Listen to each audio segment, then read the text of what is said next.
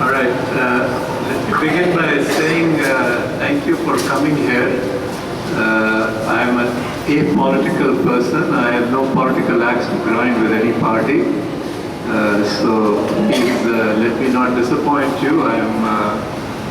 Whatever I'm going to say is not going to be political at all. So I came here to tell you about what happened in the gas sector, with specifically in regard to the KG Basin. Plenty of wrong things happened there, and that's my only limited interest in conveying that to you. And again, I don't know how much you understand. My sense is, looking at you, I don't know how much you understand about the sector. So, I can speak for hours. I mean, the whole story is like a Ramayana, and if I start, we will be here most of the night. And, like our mythology, there are stories within stories. So, you can go on and on. But what I thought was, I prefer it being an interactive session because that tells me how much you know, and then I can gauge what to tell you and what not to tell you. But to make it happen, to make you people even ask a few questions, what I thought was I will try to explain to you a few salient features of what happened. And hopefully that will get you excited, sufficiently excited to ask some questions, and then we can respond to that. The first thing that I would like to tell you is give you a little background of what a production sharing contract is like. When this concession was given to Reliance or to ONGC or whoever gets it, there are certain terms in that production sharing contract. One of the major terms within the production sharing contract is that the risk of exploration, the risk of production lies with the contractor. That means they invest the money and they take the risk of finding or not finding something, and they take the risk of producing or not producing something. So that risk is borne by them completely. How are they rewarded back is by something called an investment multiple. So basically they say that, look, in doing this I spent 100 rupees, and they bid for that. When they bid for these contracts, they bid for how much investment multiple do they want. So in this particular case, the investment multiple that they bid for, or which they were awarded for, is 2.5 times. Okay, so if I have invested 100 rupees to make this field operational, I will first take out 250 rupees from this field. This 250 rupees is not paid by the government. It is paid from the sale of the gas or oil, whatever they are producing, whichever resource they are producing. You sell that resource, and the first 250 rupees of revenue will go to the contractor before anybody else gets something. It's not as simple as that. I'm trying to simplify this as much as possible for you, but in essence, that's the concept under the contract. You get the 250 only if you sell gas and or oil or whatever resource you're doing. And after you recovered your 250, then you share the resource with the government. And you again bid on that as to how much of that resource will you share with the government. Okay. So in this particular case, again, it's more complex than this, but in simple terms, what was promised was that Reliance will get an investment multiple of 2.5 times whatever they invest. And after they recovered their 2.5 times investment multiple, then the government will get 85% share of the gas. And Reliance will only get 15% share of the gas. So that roughly is the arrangement in the contract. This is just a list of points that I thought I should tell you before we get into a question-answer thing. So I have told you, yeah. Now, when this production sharing contract has many stages in it, there's an exploration stage, then you discover something, that discovery has to be appraised in the next stage, so you go through an appraisal, then after that appraisal is over, you come to a commerciality stage. Before the commerciality stage, you have to produce a field development plan as to how will you extract that resource, what will you do to extract that resource. And each stage has a very defined term. You can do that up to this period, and if you haven't completed that phase by that period, periodically you have to relinquish the areas that were given under concession to you. Okay.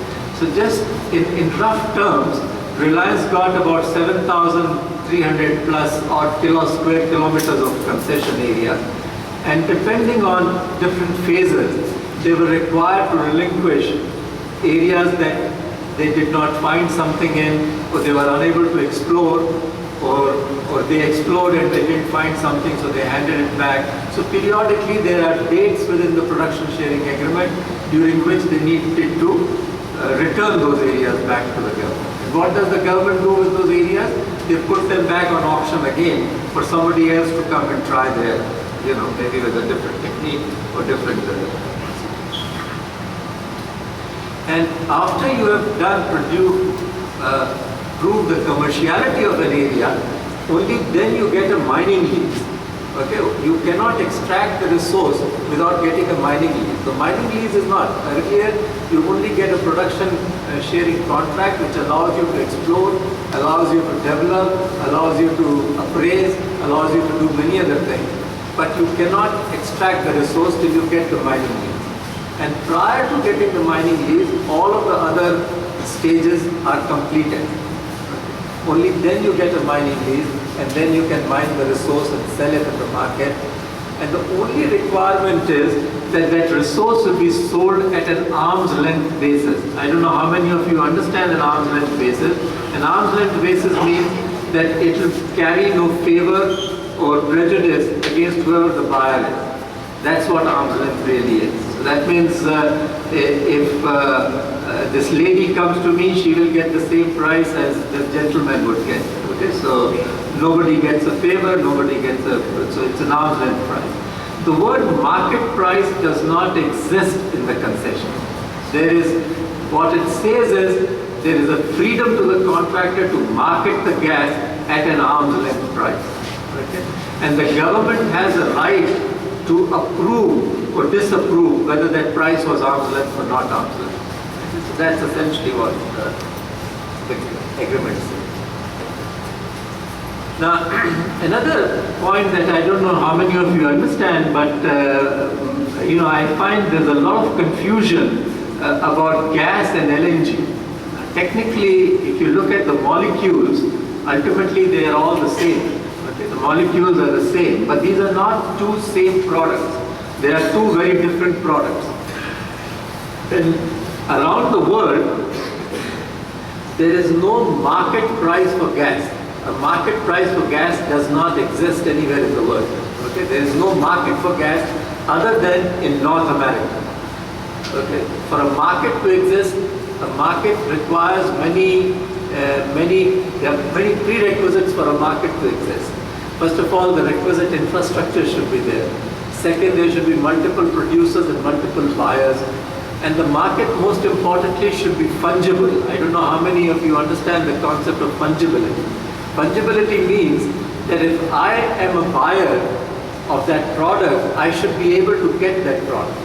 Okay, that means there's enough supply, that supply and demand are balanced, and only then can a market exist. A market cannot exist where the supply and demand are totally under imbalance, and the market is not fungible, where if I want to go and buy coal, I can't go buy coal in this country. If I want to go and buy natural gas, I cannot buy natural gas in this country. Okay. So there are many requirements for a market to exist, and gas and LNG are two different products. There is no international price for gas, natural gas. Even for LNG, there is no single international price for it, unlike crude oil. Crude oil has an international price which is available to anybody who wants to buy crude oil. It's not so. In natural gas, there is no such price other than in North America. And for LNG, there are 3 or 4 or 5 different prices that are operating. And the other thing I want you to know is that the price of LNG can be 2 to 10 times the price of natural gas.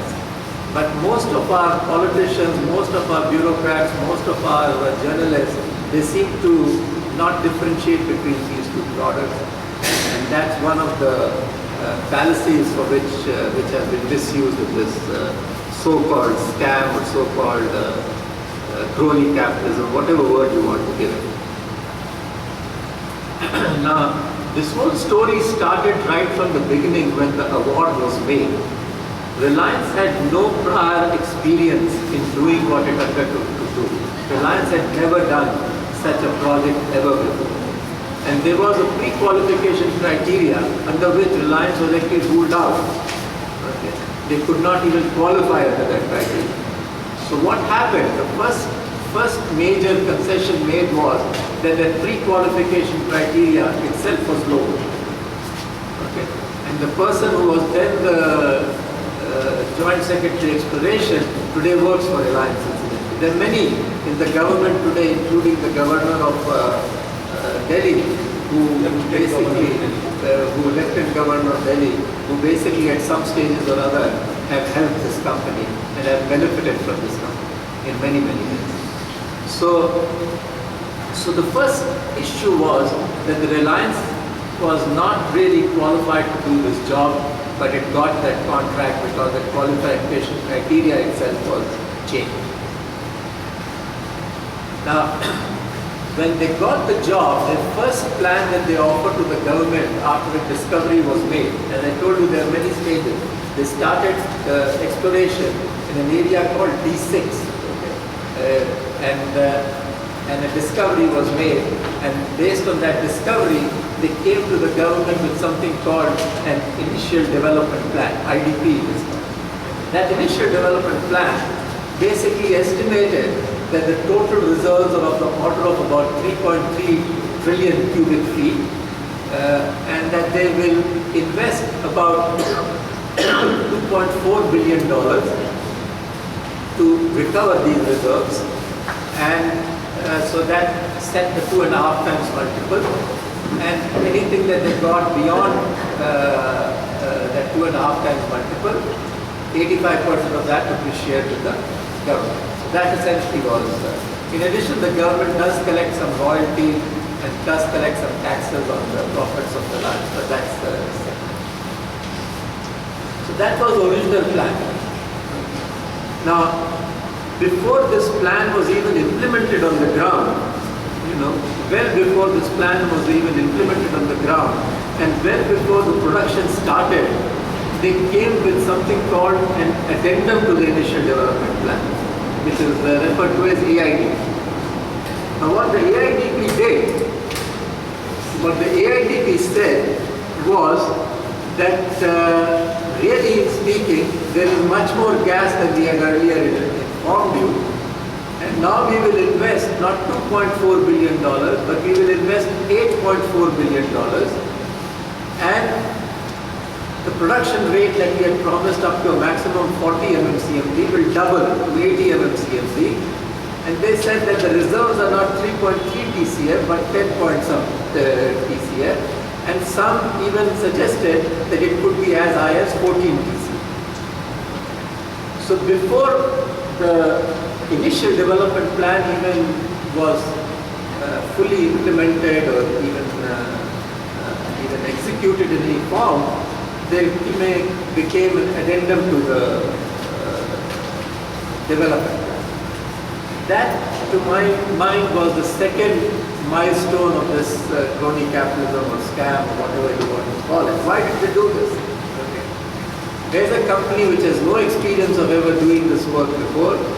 It comes with one plan, and then suddenly, before it even executes that plan, quadruples the investment and doubles the production rate and says there are huge amounts of reserves. Now, the first benefit that accrued was the share price of Reliance immediately shot up to sky levels. That was their first benefit of announcing this. The second and more devious reason of doing that is that you cannot inflate capital costs. If you say that my total capital cost is going to be only $2.4 billion, you cannot go beyond that. So they needed room to inflate those capital costs. And to get that room, you need to show that there are higher reserves available. Otherwise, on what basis will you demand a higher capital cost? Because ultimately, as I said, there was a stage of commerciality. Commerciality means that is it commercial to exploit this field. So if the price of gas is X, and if the reserves are only so much, then at a certain price that field is not really commercial to develop. So they had to show that there is much more gas here. Even though I will invest $8.4 billion, the total gas that will come is much, much higher. And so the field would still be commercial. And so without ever doing the initial development plan, they immediately moved to the addendum to the investment development plan, and the whole Pandora's box opened from there on. So what did it do? It basically gave Reliance the authority to go and invest up to $8.4 billion. And another devious thing which is against the production sharing contract, as I told you, there are very set milestones in the production sharing contract where certain things that they are not done at that time have to be done. But by claiming that there are these huge reserves, the government actually ended up saying that the entire 7,300 kilometers they have is a discovery area. So they never had to complete any defined stage. Entire area became a discovery area. So it became a big ball of wax where each phase got merged into the other phase. So you were exploring in the same area, you were developing in the same area, you were producing in the same area. So the project cost and everything became a moving target. Okay, and I'll explain towards the end why this was done. So, and the government knowingly allowed this. I mean, there's a whole regulatory mechanism where there were individuals, I don't want to name them, but there were individuals who knew what was going on and this was allowed to happen. Right? And so the entire area became a discovery area. There were these specific milestones were lost sight of, and I shouldn't say completely lost sight of, some got extension, but in essence, they become sort of hazy, you know, one stage merged into the other and you really did not have a clear bifurcation between them, so they kept doing exactly what they pleased. So that was that. Now, around this time, NTPC actually floated a global tender for inviting people to supply them gas. One thing that I forgot to tell you when I was telling you about gas and LNG, gas is not a tradable commodity. You cannot carry gas from one place to another. There are only two ways that you can do this, and both are extremely costly. First is you can pipe the gas. Now when you pipe gas, you have to compress this gas, because otherwise you'll need many pipes to transport even a small amount of gas, because gas expands. So you need to compress it, with high compressors, which consume electricity, in fact consume the same gas. So, and laying down pipelines itself is not an inexpensive proposition. Although there are pipelines existing all over the world, long pipelines, for example, from Russia to all of Western Europe, from Canada to most of USA, and within the USA, thousands of kilometers of pipeline, but these are expensive projects. So either you can transport gas through pipelines, which are expensive, or you can liquefy gas and LNG and then put it into special vessels. LNG basically is that you need to cool the gas to minus 173 degrees Celsius. And then even the ships have been kept at minus 173 degrees Celsius for the gas to be transported to the other end. And then you have to regasify that liquid to make it gas again. So it's not an inexpensive process. So gas by itself is not a tradable commodity. You have to either create pipelines or So this international global bid was floated, and there were several bidders, and Reliance won the bid at $234 per million BTUs. Okay. Million BTUs is just a measure of amount of energy that you are selling. So $234 per million BTUs. The next lower bid was from Petronas. It's a Malaysian company that would supply LNG, and LNG they had at that time offered at $279 per million BTUs. Okay, $2.79. Now, so Reliance won the bid, and they had agreed to supply this for 17 years. The life of the field was 17 years. So the entire life of this field, they had agreed to supply this gas at 230. Now, nothing can be more arm's length than a global tender, because you are bidding against other suppliers from the world. There cannot be any hanky-panky as to who said what, and so it's an arm's length price. Nobody can argue that that price is an arm's length price. Now, despite the fact that they had themselves bid $2.34, the government in 2007, before the gas production actually started only in 2009, so the government in 2007 themselves offered to pay them $4.20. Okay, they had bid 234. Rather than holding them to their bid, they said, no, we'll agree to raise the price of. That time I was still in the government, and I, along with the cabinet secretary, we put up a tremendous fight to stop this increase of to $4.20, but the government prevailed. Now, more importantly, this bid of $4.20 was based on a formula which was unheard of in the world. Nowhere else in the world that formula is used for pricing gas. Okay. Now, typically, a formula is used for pricing LNG, and most of the formulas around the world are what is known as S-curves for selling LNG. Now, how do you get an S-curve? Basically, what they say is that at a certain floor price of crude oil, before I tell you that, okay, I can tell you that later. At a certain floor price of crude oil, let's say $25, the price of gas will be X. Okay. Then as crude oil rises, the price of gas will rise with a proportion of the rise in the crude oil price. Okay. And then when the crude oil price hits, let's say $60, then the gas price will become flat again. So what will you get? You will get a straight line before, you will get a gradual slope up, and then you will get a straight line again. So what you get is an S.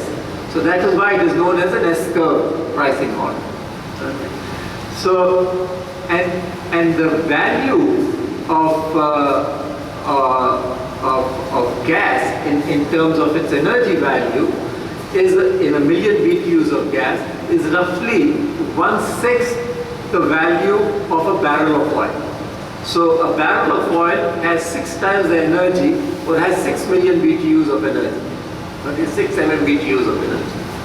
So gas basically, so the ideal price for gas would be, during that slope of that rising price, would be 16.5%. Okay, 1/6 is roughly 16.5%. But most formulas in the world sell gas at a discount, and I can tell you, gas is always sold at a discount to crude, and coal is always sold at a discount to gas, but we'll get into that another time as to why that is so. But the fact is that most gas formulas in the world had a slope somewhere between 12.5% or 13.5%. Okay, 12, 14. They were never as high as 16.5%. All right, so that was the typical formula. The formula that the government of India produced was an exponential formula. It was not, this is a straight kind of, this is exponential. Do you understand an exponential curve? An exponential curve rises immediately to the top and then becomes flat. Okay? There's not a board here, I will explain that to you. So just to give you an example, in this formula, the floor price of gas at $2.5 was at $2.5 per million BTUs at a price of crude oil at $25. But if the crude price went up from $25 to $25 1 cent per barrel, the price of gas would rise from $2.50 to $3 per million BTUs. So for a 1 cent increase in price of crude, the gas price would increase by 50 cents, not by 1/6 of 1 cent as should be normal. It would increase by 50 cents. So how much is better? 300 times better. 50 into 6 times. Okay.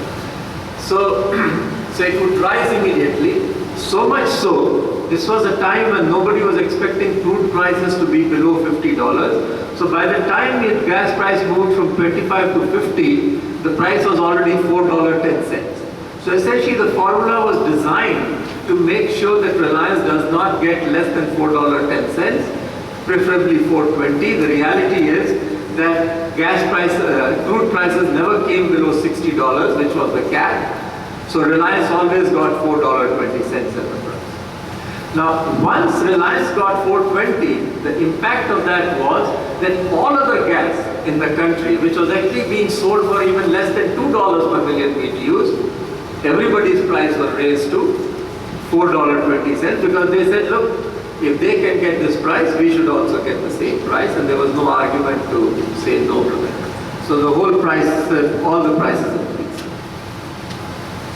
Now, at this time, somewhere along the line, there was a fight between the two brothers, and so the younger brother took the older because the agreement was that whatever gas you have sold to NTPC under the tender, the remaining gas at the same price will be sold to the younger brother.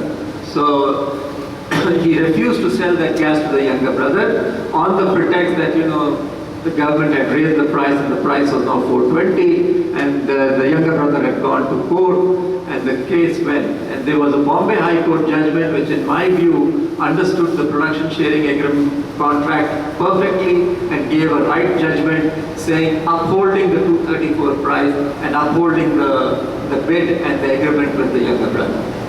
But then the case went to the Supreme Court and the government again came to the rescue by giving an affidavit saying that, which is completely contrary to everything that is said in the production sharing contract, saying that Reliance is a mere contractor, we are the owners of gas, who is Reliance to sell this gas at the price that they have decided. This is completely against the production sharing contract, and on the strength of that affidavit, the Supreme Court passed an order against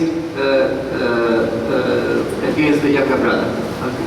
So in a sense, the older brother won the war, but he lost the battle, because through that judgment what it meant was that henceforth only the government will price this resource and he has no right to price the resource.